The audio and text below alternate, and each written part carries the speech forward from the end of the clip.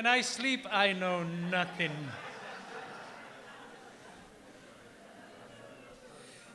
You know, my wife has to remind me that it's not Sabbath,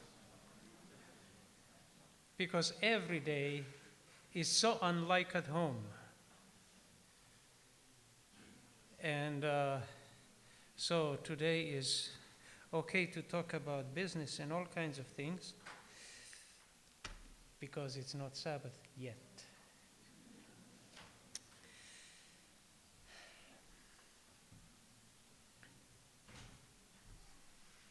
I remember I must have been about 3 or 4 years of age. It was spring, and my mother was planting her garden. And you should have seen her garden. My parents had 11 children. I'm number 10. That's center forward. Is that in soccer?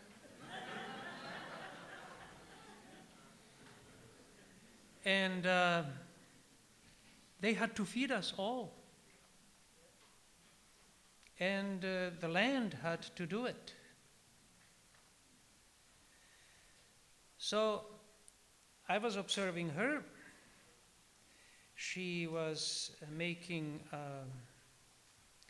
grooves, like little ditches, very straight, and forbade me to walk through them, forbade me to jump over them.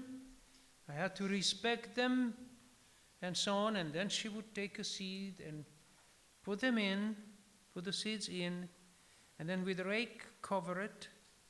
And then she said, now make sure nobody walks on it. Not even birds. If you see a bird, you chase the bird. Because the bird might, it depends what was sown, might take it. Well, of course, I was playing, so I forgot to watch those things, and she didn't expect me. She just wanted me not to walk myself on it. And then about, I don't know, short time after that, week or two, with rains and so on, my mother called me to see. And I was amazed to see green lines just where my mother's stakes were for seed, placing seeds. And that was such a surprise for me. I asked my mom, and how did these plants know to be so organized? And she said, well, you remember when I put those seeds, and there were those ditches, and they don't have wings, they don't have legs, they just stay there. They only know how to grow up.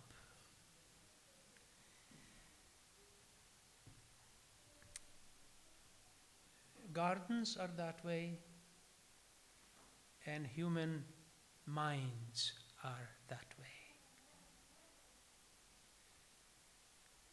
We sow the seeds in our minds,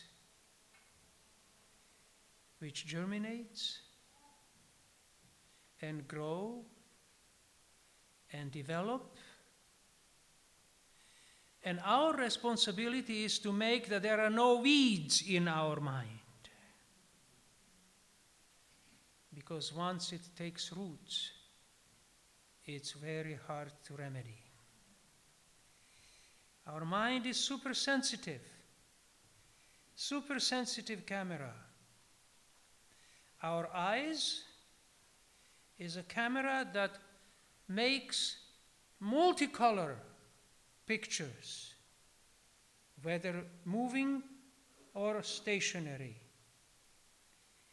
Our ears are like tape recorders that record things and send the information into brain, and as it goes into brain, it gets tucked in little drawers, and you will remember these meetings if Jesus doesn't come 20 years from now. Somewhere in some drawer, some events that impressed you, some new ideas, some new friendships that you have made. That's with ears. It is same with touch. Parents are always very concerned that children don't caress hot stoves, because that is not cuddly. It leaves blisters. Sense of sight, of hearing, of touch, nose, smells. I remember, I think it was in Jamaica, that I first time ate my first guava. Do you have guavas in Jamaica? Yes. I have never tasted anything like it. And for years after, whenever I found guava, who knows where in the world, memories from Jamaica came. Somewhere in those little drawers in our head, there are those things are all interconnected. It's not surprising that Scripture says, I praise you, for you have made me so wonderfully. We are carrying in our brain, in our head, a miracle. Every organ in our body is a miracle. Sense of touch, sense of smell, sense of taste.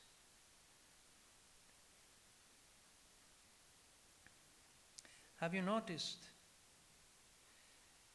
that the power to remember,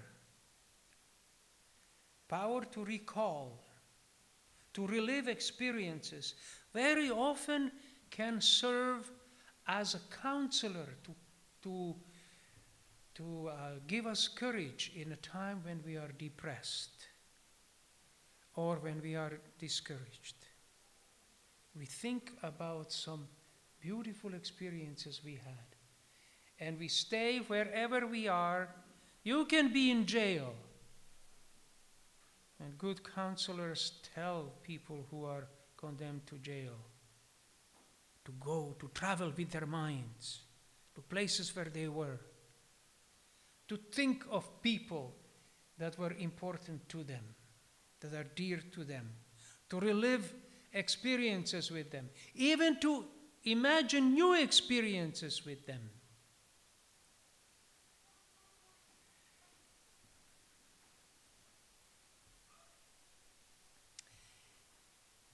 Anything good or bad remains in our minds until death. God insisted the experience of him as well is recorded. And we read in Exodus chapter 13,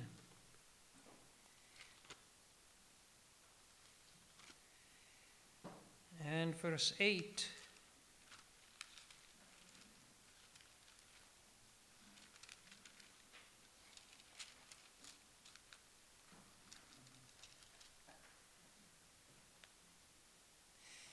And you shall tell your son on that day, it is because of what the Lord did for me when I came out of Egypt.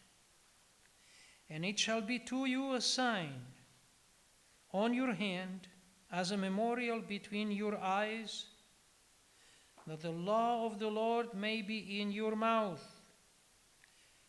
For with a strong hand the Lord has brought you out of Egypt. You shall therefore keep the ordinance as it is appointed time, from year to year. I remember, I don't know if this is happening in some churches still, But for every Saturday afternoon, we had youth meetings. And during those youth meetings, we had to learn the verses from Morning Watch. Some of you remember that? Oh, yes. I still remember Psalm 23 because of that, by heart. And it is not too much to ask of our children to do that. You see, it is because of the capacity to remember, and because it is not just activity of a brain. Memory is not just activity of brain. There is memory in tongue, there is memory in muscles. How many times do you have to take lessons in typing once you learn it? Only if you have to use French typewriter after you have learned English typewriter. But otherwise, it's amazing. I look at my wife and her fingers are crazy, jumping all over the place. She doesn't have to spell the alphabet. It goes.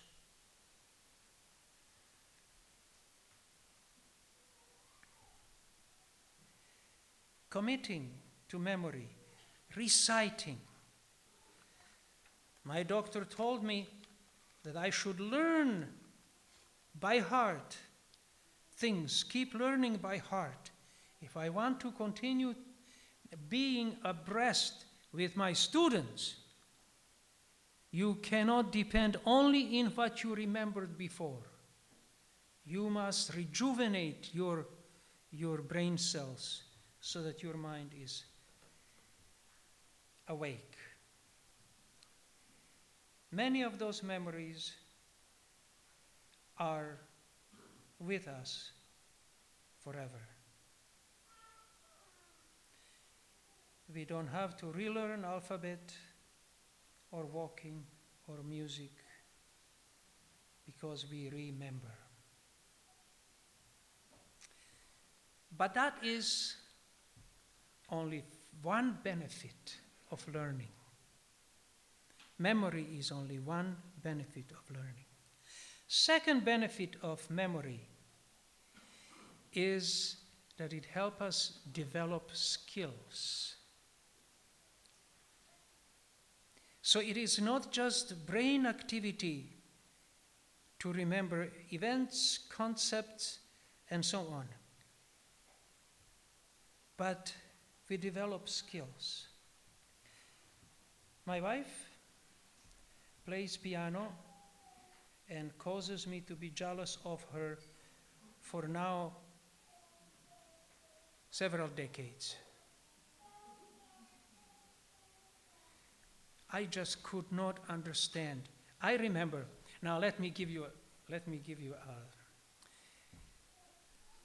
why, when and why I decided to marry her. We were at Cologne. And wherever I was, I always sang in quartet. And you hear my voice and you know that I am very low bass. No, I'm first tenor. I chirp, I don't boom. And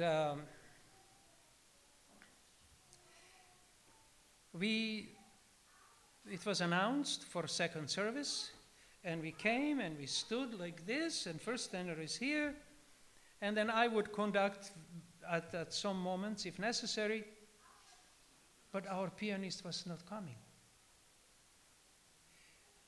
And we needed a pianist because there was a moment in second stanza where we were antiphonically coming. Piano comes, and then we go, and then piano, and then we, and so on. It was interesting.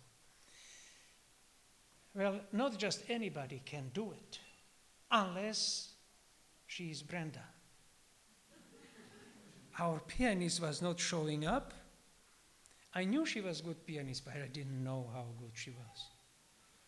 So I come down from the rostrum, And I go straight to her, and she is blushing.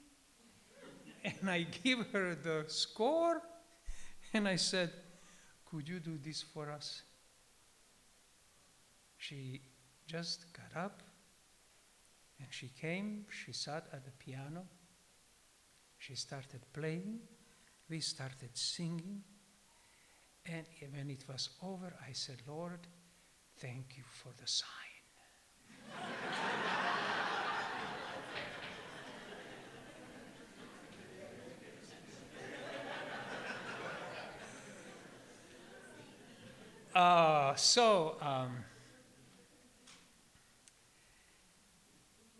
We can learn watchmaking. I'm a watchmaker. And I can repair anything you want. From small ladies' watch on a, how do you call it? On the ring, to steeple clock. It's all the same, just the size different. Or very similar. And I did repair some steeple clocks. And I love watchmaking. And I still have 20/20 vision.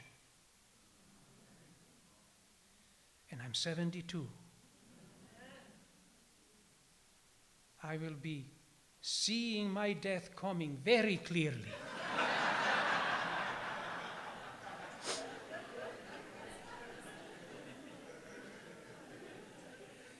And so we develop skills from seeing something, memorizing, then that memory goes into our muscles, into our frame of mind. When we finished singing the song, I said, "Lord, thank you for the sign." And after that, everything was going smoothly, and it still goes smoothly. Now, I am Slavic. I'm Ukrainian by origin. And she is the typical, I must be careful what I'm saying. Wanted to say mambo jumbo, but I'm not going to say it. She's typical American. She has all kinds of colors of blood in her. Because America is melting pot. And Americans, to me, are melted pots. So we are different.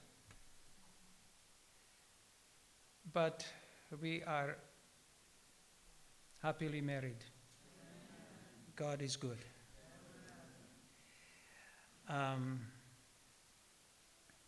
Sports. There is memory for sports. I like being goalie even though I'm not tall. And I believe that the only sport that is entitled to that name is soccer. I was playing soccer from childhood. I'm not tall enough really to be good goalie, but I can read feet. I know where the ball is going to go. The last second, how foot is related to the ball. So they can make all kinds of movements with the rest of the body. It's the ball and the foot. And I go.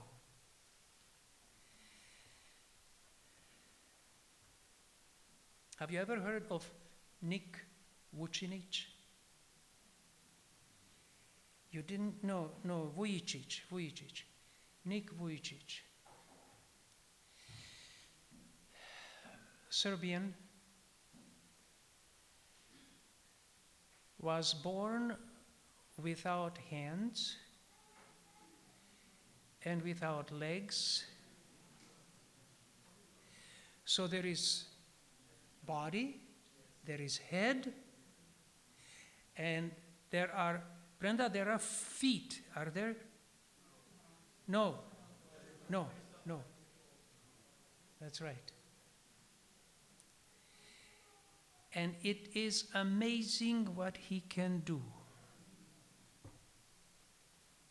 Things in his mouth, and he does it.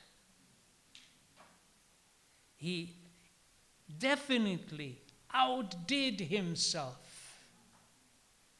It would be a terrible challenge for us to outdo ourselves, to do everything that hands can do. Just take arts. Imagine that you can be Michelangelo and at the same time pianist or violinist or something. But he is able to transcend himself. There is no end of developing skills. Leadership is a skill as well. Knowing how to understand people. Knowing how to encourage people to be better, to be best what they can be. I have just retired from teaching in the seminary. It really ends end of May. And I was chair of theology and philosophy department for several decades. And it was beautiful to see how every different new members in a department brings new hue and new taste and new opportunities and possibilities, and everyone that leaves an empty spot. But God has made us wonderfully. But beyond all of these things that are connected with our capacities, with our memories, there is a concept of identity. Every one of us is the same as everybody else. See you later. In a sense that we are all different. You are a unique person. That's why it is not possible to marry whoever you want, whenever you want. Because shape doesn't say anything about who the person is. And that's the only thing we see.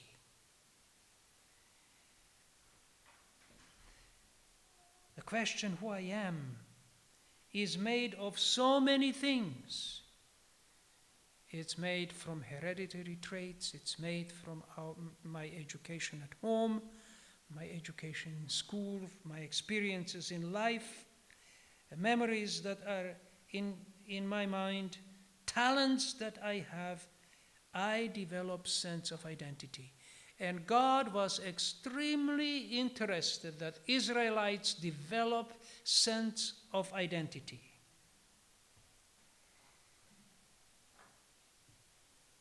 For that reason,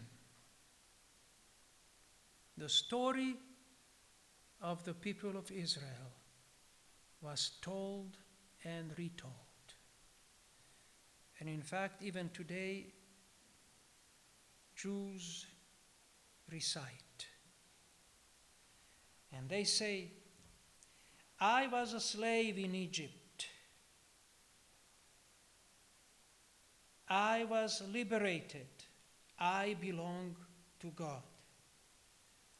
I stood at Sinai. I belong to God. Christians should say, I stood at the cross. I belong to God. God, good experiences form good and healthy self-concept. Bad experiences form bad and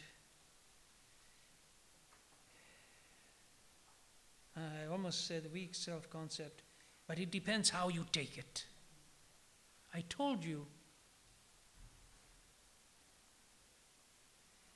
my experience when I was 8 years of age, last night, when I was spanked. And when I think about it, for a while I become kind of angry at my teacher. But then the sense of comes. In spite, I will not be determined by my past. The future is so big and beautiful.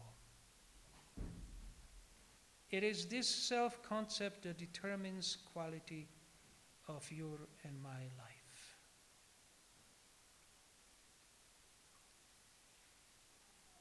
So,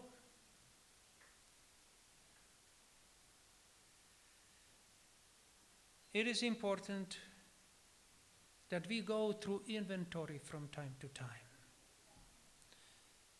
That's what every store does. So the storekeeper knows what is in and what is available and what is not available. Sabbath is the time when I take time to do inventory of what is in my mind, to go through my history,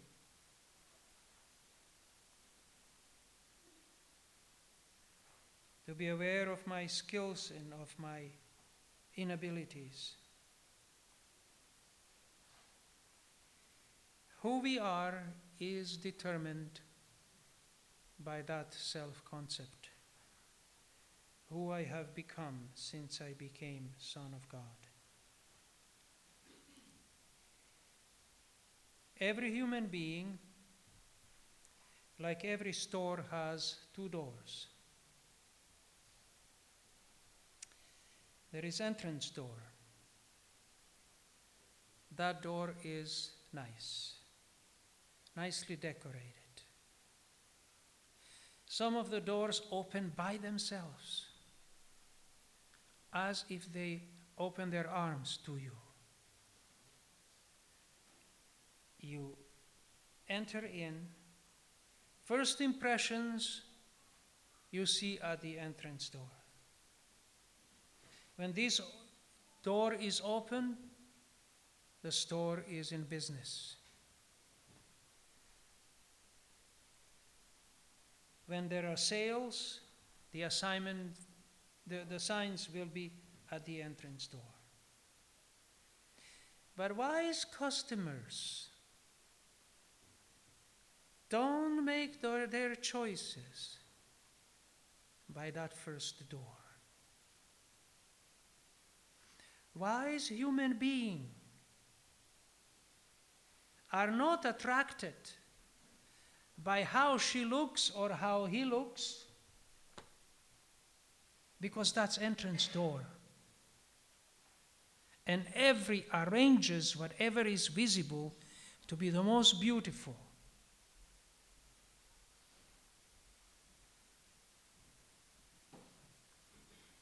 My wife, sorry Brenda, gave me a birthday gift that I will never forget. It's called color analysis. You know what that is? Whoa. But I don't know how you experience that, but she says, okay, let's go. So we come to the car and she goes to sit at a steering wheel. Husbands, let this be a lesson to you. Because you never know where you're going to end up. When it's secret and it's supposed to be beautiful, and she drives. So we came to a house and we enter in the living room. And it's a nice living room. And there are, I don't know, 8 or 10 chairs in semicircle. And one chair here, and that's chair for the person that will be executed. And that's me. And I sit, and I think 9 women were sitting, and they were all looking at me. Man, how would you like that?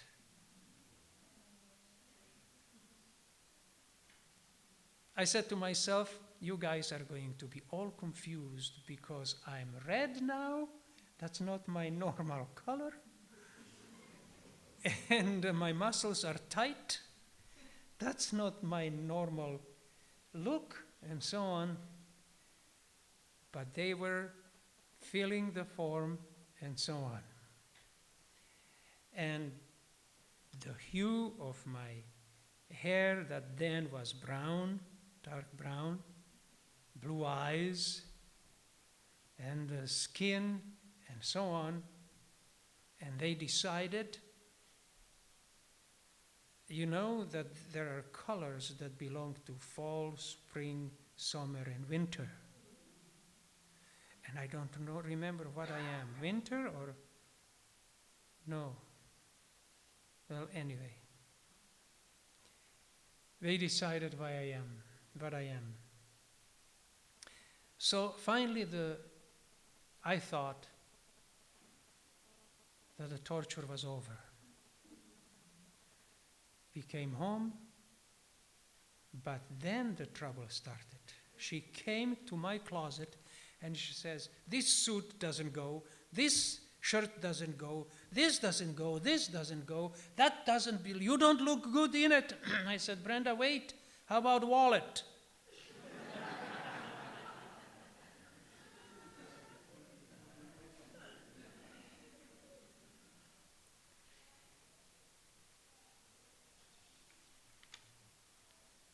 Second door, however, is more important. First door is where they make announcements, where they decorate it nicely. What people see on the outside is not my essential self.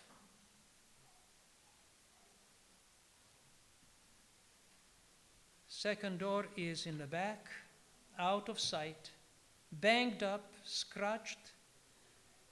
Rough, sweaty people go in and out. But the quality of what is in the store does not depend on entrance door. It depends on the back door, where the delivery is. We choose our shopping based on that door, not on the beauty of entrance door. A store cannot sell what is not stored in the back shelves. Matthew chapter 12, verse 35.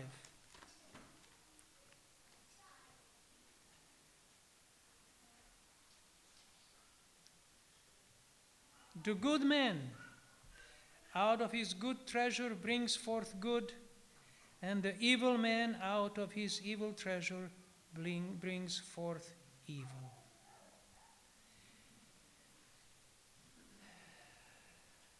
That back door, which brings supplies,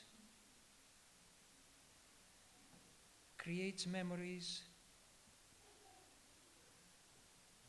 is our experiences in the past.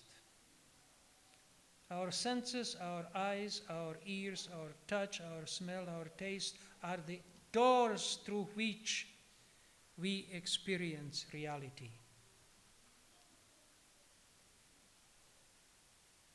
Is everything that is beautiful also good? We have to ask. There are beautiful people who are dangerous people.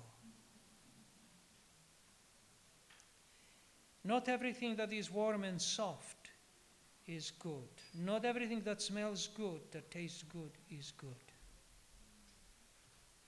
We know from experience that first impressions are not important. That character is what counts, not talents. Because with talents, we can become perfect criminals or perfect angels. Depends what we do with them.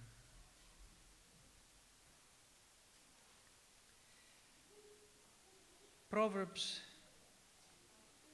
chapter 4, verse 23.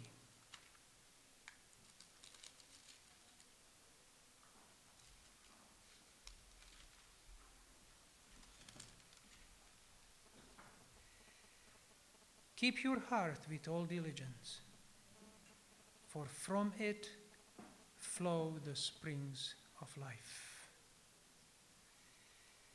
Psalm 141 and verse 3.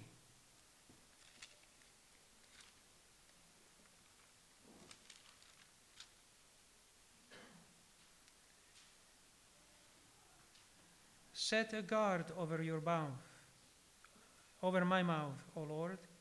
Keep watch over the door of my lips.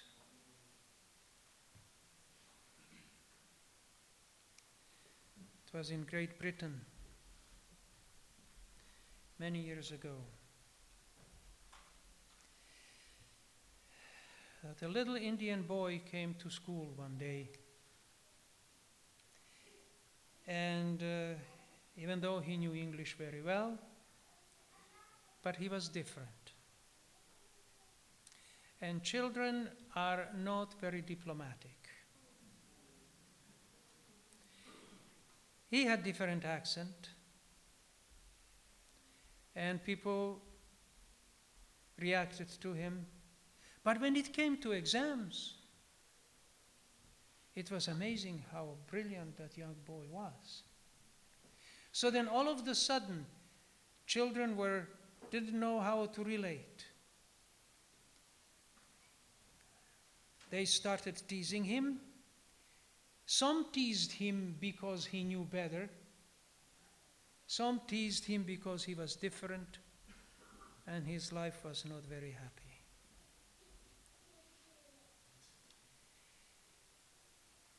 But this boy persisted. The story says that his father, who was king, was wounded mortally, and at his deathbed he called his son, and they talked about many things for a long time. And then the father says, "Son, I am going to die soon. I don't know when. I just would like you to promise something to me." And then he pushed himself to sit up, and he said with this final energy he had in himself, he says, "Son, you remember that when you go to England, there is money for you to finish your doctorate if you want, you and your daughter. There is money for you and your mama so that you live well. But what I'm concerned is who you are going to be. Who you are going to be. What kind of person you will be." So he says, "Son, don't you ever forget that you are a prince." So, brothers and sisters, this is my message for this morning. We are nobility, sons and daughters of God. Divine genes inside of us, with potential never to stop. The world needs examples, not just theory, of what is good. Let's stand for prayer.